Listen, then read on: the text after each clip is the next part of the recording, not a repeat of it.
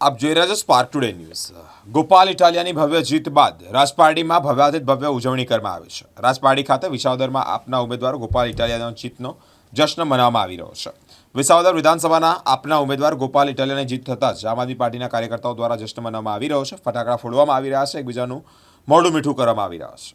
ઝઘડિયા તાલુકાના પ્રમુખ સર્જન વસાવા, આમ આદમી પાર્ટીના ઝઘડિયા વિધાનસભાના પ્રભારી સંદીપ વસાવા, રોબિન ભગત, જાવેદ મલિક, કાંતિભાઈ વસાવા, રાજન વસાવા અને આપના કાર્યકર્તાઓ ઉપસ્થિત રહ્યા છે।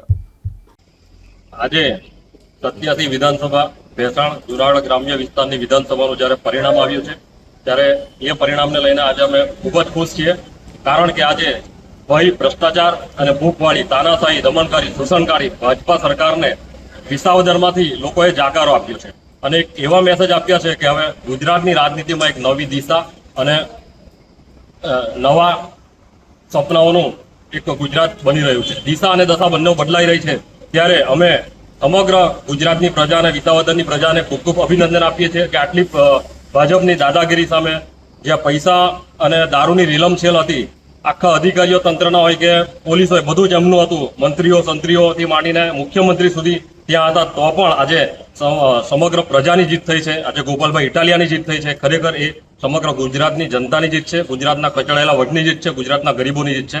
ને આવનાર દિવસોમાં હવે આ વિધાનસભામાં જ્યારે ગોપાલભાઈ પ્રજાનો અવાજ ઉઠાવશે ત્યારે ચોક્કસ 2027માં ગુજરાતમાં બધે જ પરિવર્તન આવવાનું છે, નક્કી છે।